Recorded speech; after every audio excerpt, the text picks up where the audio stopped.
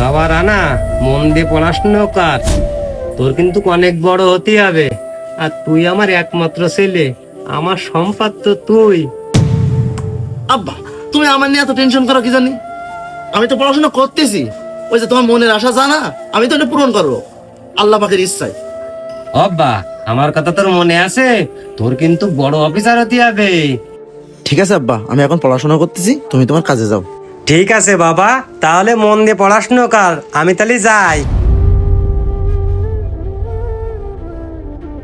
আমার আব্বা আমারে নিয়ে কত ভাবে, আমার আব্বা কত পরিশ্রম করে লেখাপড়া করাচ্ছে, আমারে না ওই অফিসারই হতে হবে। কলেজে যখন যাচ্ছি আব্বারে বলে আসি। আব্বা, আব্বা, এই বাগান আগান সাফ না করলি, আমাদের এলাকায় খুব সাপে উৎপাত করতেছে। আব্বা, ও তুমি এই জায়গায়? আব্বা, হ্যাঁ, কি হয়েছে কয়া?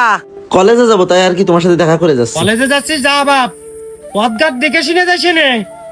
আর কি করতে দাঁড়াইছিস, কিছু কবি? অতীত তো চাইলাম, তা তুমি এই আগান বাগান পরিষ্কার করতে চাও কি জন্য? ওই 200 টাকা লাগবে আমার। সাপ করতেছিস কেন তুই জানিস নে? আমাদের এলাকায় তো সাপে খুব উৎপাত করতেছে, আর অনেক মানুষের কামড়াইছে, তাই এই কারণে আমার বাড়ি আগান বাগান সাফ করতেছি। আর তুই কি করতে দাঁড়াইছিস বুঝতে পারিস এই নে, এতে 200 টাকা আছে। আচ্ছা ঠিক আছে আব্বা, এই গরমে বেশি কাজ করার দরকার নেই, আর তুমি তোমার ওষুধটা ঠিক সময় খাইয়ে নিয়ে নে। আরে যা, তুই কলেজে চলে যা। এনে সাপ না করলি হবে, এদিকে সাপে সব উৎপাত করতেছে। এ খুকার মা দেখে না নাকি এসব ছাগলে ঘাস ফেলাই দিয়েছে, আর ছাগলের ঘাস শেষ হয়ে গেছে।